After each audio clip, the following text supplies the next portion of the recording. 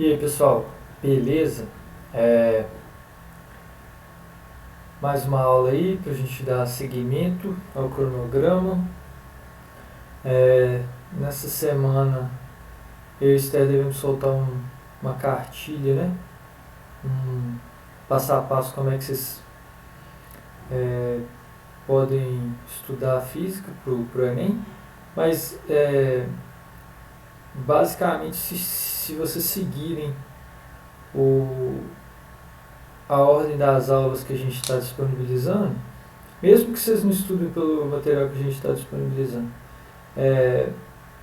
já vai dar mais ou menos uma sequência em que vocês conseguem evoluir. E aí, tirando dúvida com a gente e tal, eu acho que vocês conseguem ser bem autônomos aí. Mas se vocês tiverem com alguma dificuldade, é só procurar a gente. Mas aí ao longo da semana a gente deve soltar isso aí.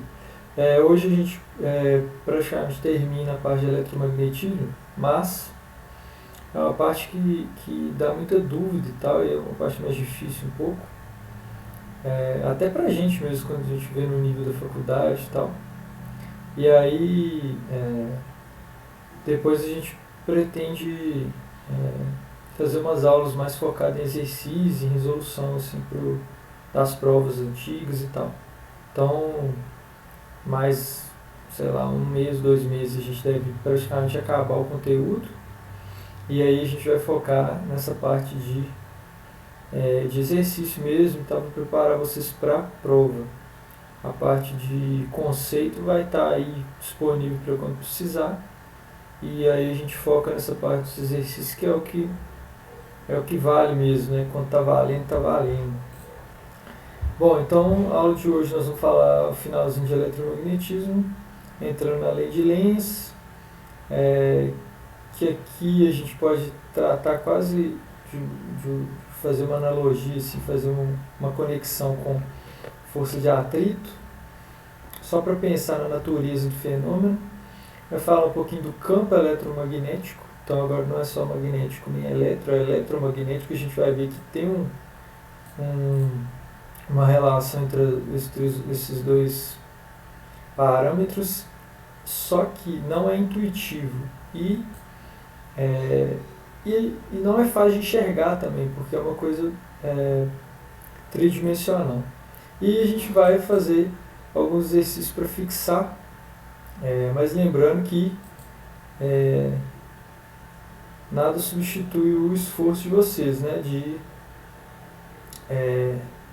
tentar mesmo e errar e ter dúvida e a gente discutir isso, que é uma coisa que a gente pretende fazer também no futuro.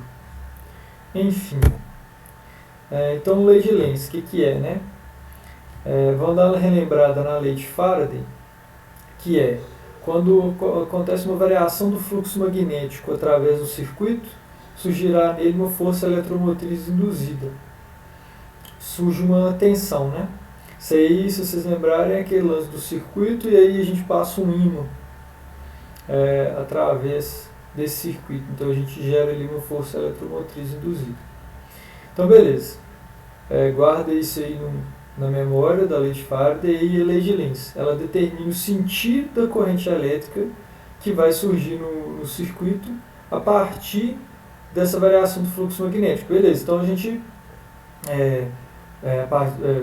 utilizando o conceito da lei de Faraday, a gente passou lá o ímã pelo circuito e vai gerar uma força eletromotriz induzida. Isso é uma tensão. Então essa tensão vai originar também uma corrente elétrica passando por esse circuito. Qual que é o sentido dessa corrente elétrica? Então isso aí o que vai auxiliar a gente para determinar é a lei de Lenz. Então é para isso que ela serve. E beleza, então vamos entrar conceitualmente nela de maneira mais intensa. Então, a lei de Lenz, ela fala que quando a gente tem o fluxo magnético aumentando, ou seja, a gente está chegando com um ímã perto do circuito,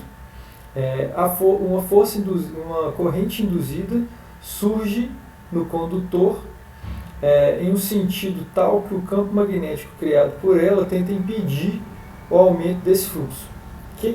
Bom, beleza. que significa? A gente está entrando com o ímã perto do circuito. Então a corrente que vai aparecer no circuito é uma corrente que vai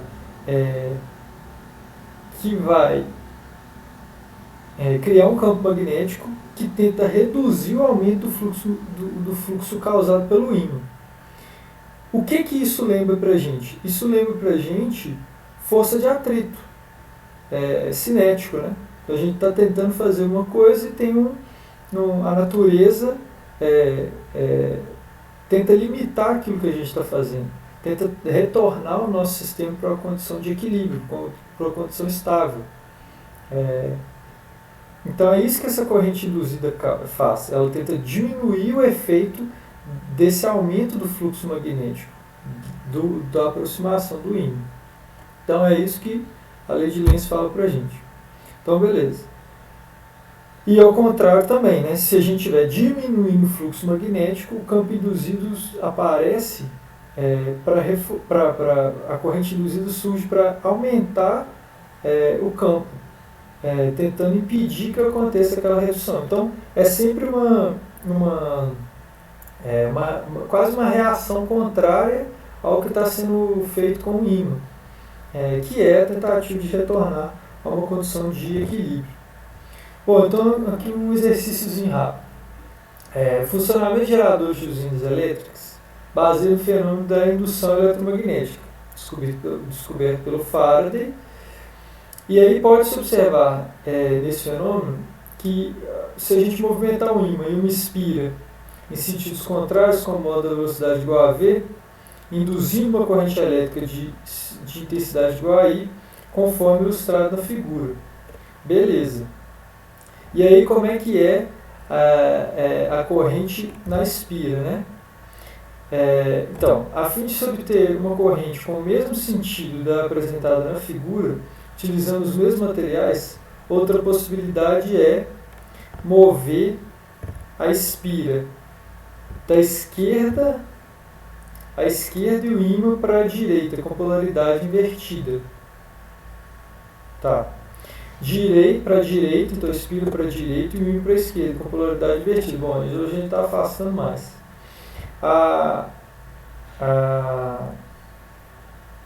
Espira para a esquerda e o ímã para a esquerda com a mesma polaridade, então eles vão manter a mesma distância. Para a direita e manter o ímã em repouso com a polaridade invertida, e esquerda manter o ímã em repouso com a mesma polaridade. Então, por esse conceito aqui, do ao contrário, é o que a gente quer retornar à nossa condição anterior, então a gente quer que a corrente apareça do mesmo jeito, no mesmo sentido, né? Então a gente tem que fazer os dois movimentarem no sentido contrário, que eles estão se movimentando.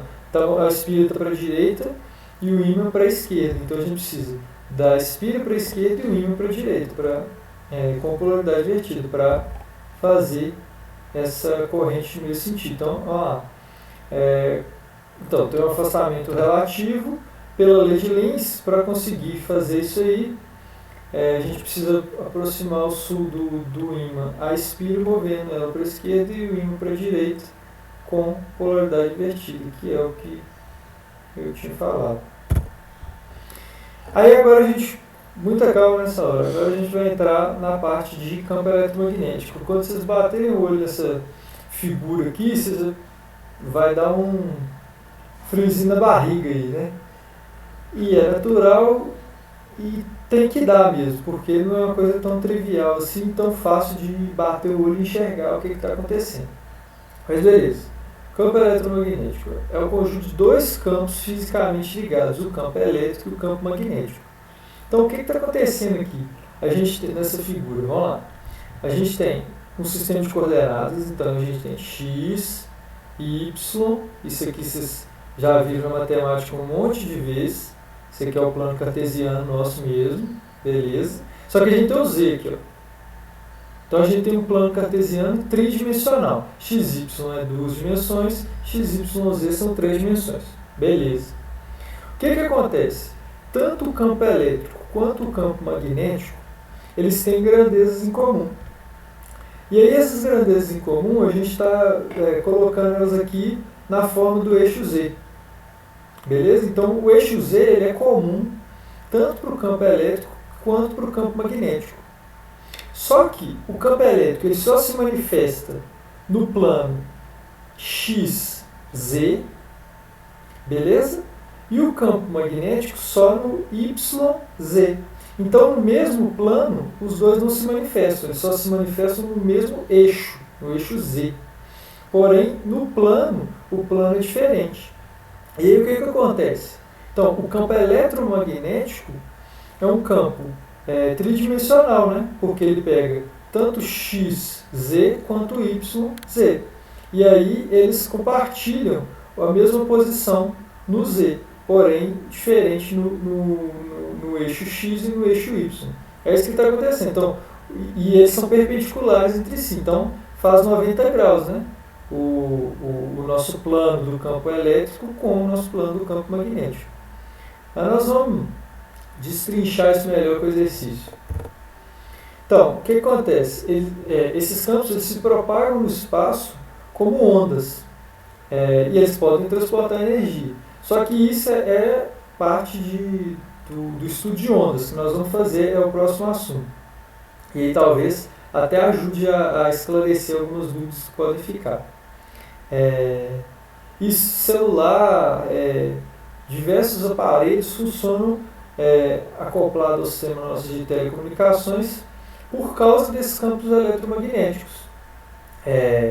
Então essa discussão, por exemplo, que a gente tem hoje em dia do negócio do 5G, o que muda do 5G para o 3G para o 4G? Só a frequência do campo eletromagnético. Não existem efeitos comprovados de causar doença nos seres humanos, não existe nada disso. É tudo, se vocês já viram alguma coisa com relação a isso, é tudo mentira. Porque não é um tipo de radiação ionizante, é radiação não ionizante. Então o efeito dela, após se parar de aplicar, ele volta ao normal, não tem problema nenhum. Existem alguns estudos que dizem que se você ficar muito próximo de uma fonte de radiação não ionizante durante muito tempo, pode ser que tenha algum dano. Por exemplo, uma subestação da CEMIG, se morar muito perto dela e ficar muito tempo perto dela, ou o pessoal que trabalha lá dentro e tal, não sei o quê, esse pessoal pode ser que tenha algum dano à saúde por causa disso. Agora, o nosso uso do celular e tudo mais não tem nenhuma comprovação. E só para, já que eu já fugi, a radiação não ionizante é essa. A radiação ionizante é aquela que vem, por exemplo, dos átomos radioativos. Então, o pessoal que teve o acidente do Césio em Goiânia, aquilo tudo é radiação ionizante. Aí o efeito danoso no nosso organismo é muito mais intenso e, na verdade, o efeito danoso que não tem na radiação não ionizante. Né? Na ionizante o efeito é já imediato e causa câncer, queimaduras, tem diversos efeitos que podem ser causados. Beleza? Bom, então o campo eletromagnético, a aplicação direta dele que a gente viu o tempo todo é na telecomunicação. Então, você usar seu WhatsApp aí para mandar recadinho para os dates, tudo através dos campos eletromagnéticos. Bom, então vamos lá. Agora a gente começa a conversar mais de exercício para tentar fixar essas coisas confusas. E aí, beleza, vamos lá. Sobre o fenômeno de indução eletromagnética, assinale somente as alternativas falsas. Então, vamos lá. Quando um ímã é aproximado de uma espira condutora, um campo magnético induzido na espira surge para opor-se à passagem do ímã. A tendência é que isso aqui seja verdade, né?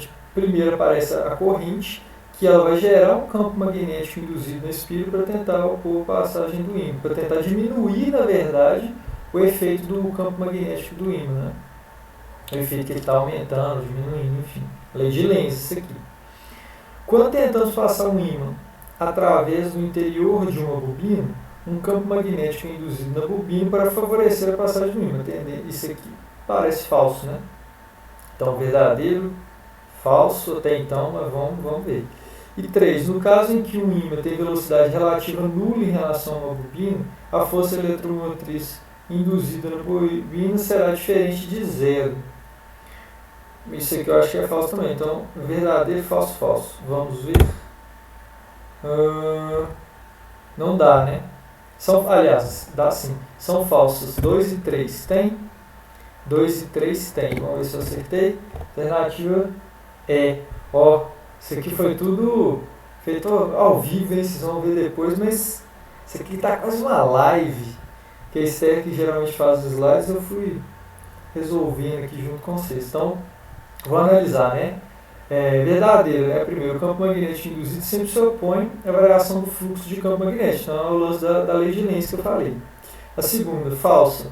Nesse caso, o campo magnético induzido tentará fazer com que o ímã cesse o movimento. Né? A 1 e a 2 elas são contraditórias. Né? Ou você colocava verdadeiro na 1 ou verdadeiro na 2. Como a gente sabe, né? Acabou de ver que a lei de Lenz é do jeito que é, então a 1 que é a verdadeira. Aí a 3. Bom, no caso em que não há, falsa, né? Porque no caso em que não há velocidade relativa entre o ímã e o espírito, não haverá força eletromotriz induzida. Força eletromotriz induzida só aparece quando tem, isso aqui é lei de Faraday, né? Quando tem variação do nosso fluxo magnético. Então tem que ter movimento relativo entre a espira e o nosso ímã. Beleza? Então a alternativa é esse exercício. Exercício 2, ó. Vamos lá, esse aqui é exercício de vestibular. Ó. FVJF. Bom, uma espira circular está imersa em um campo magnético criado por dois ímãs. Então, essa figurinha aqui, ó. Conforme a figura abaixo. Um dos ímãs pode deslizar livremente sobre uma mesa, que não interfere no campo gerado. O gráfico da figura a seguir representa o fluxo magnético através da espira em função do tempo. Beleza. Então, vamos lá. Vamos ver aqui. Tempo em segundos, né? Isso aqui é o nosso fluxo. Então, ele está estável, dá uma oscilada, estável, dá uma oscilada de novo para 10, depois sobe, né? Isso aqui é a movimentação do ímã, né? Olhando rapidamente, sem ver mais informações, mas vamos continuar. O intervalo de tempo em que aparece na espira uma corrente elétrica induzida então, acho que de 1 a 3 e de 4 a 5, né?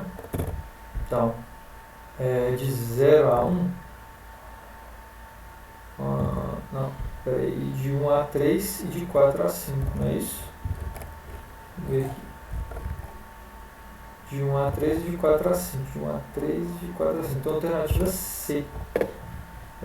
Será que eu acertei? Acertei. Alternativa C, né? Porque só vai ter, lei de Faraday, então, só vai ter corrente induzida e força eletromotriz induzida quando tiver variação do fluxo magnético. E aqui, ó, aqui está constante, então aqui não tem variação de fluxo. Variação de fluxo é só nos outros intervalos de tempo. Então é isso, vai ter que ter variação de fluxo magnético, que é o φ aqui que a gente usou, e aí observar o gráfico é aquilo que eu falei, né? É bem visual mesmo. Então, mais um acerto aí, ó. Beleza, mais um exercício. Você está querendo fazer errar. Vamos ver se eu acerto de novo, mas vamos lá. Um ímã em forma de barra, com seus polos norte e sul, é colocado sobre uma superfície coberta com partículas de limalha de ferro. Esse aqui é um experimento que dá até para fazer, viu? Fazendo com que ela se alinhe segundo seu campo magnético. Sim. Se 4 pequenas bússolas, 1, 2, 3 e 4, forem colocadas em repouso nas posições indicadas na figura, no mesmo plano que contém a limalha, algumas agulhas magnéticas orientam-se segundo as linhas de campo magnético criado pelo ímã. É verdade. Desconsiderando o campo magnético terrestre, considerando que a agulha magnética de cada bússola seja representada por uma seta que se orienta na mesma direção e no mesmo sentido do vetor campo magnético associado ao ponto que ela foi colocada, assinale a alternativa que indica correta e respectivamente as configurações das agulhas das bússolas 1, 2, 3 e 4 na situação descrita. Então o que ele quer? A setinha que vai indicar a agulha, né? Então, de cada uma. Então, essas que estão marcando tudo para o mesmo lugar, por exemplo, essa B aqui, isso aqui já pode descartar, porque isso é impossível, né? Vai ser meio que 2 e 4 não está em sentidos opostos, e 1 e 3 também, viu? Vamos ver, peraí. O problema aqui é que é difícil, respectivamente, 1, 2, 3 e 4. Então, a primeira é a 1, 2, 3 e 4. Então, 1 e 3 tem que estar ao contrário. Então, essa aqui pode ser. Essa aqui também pode.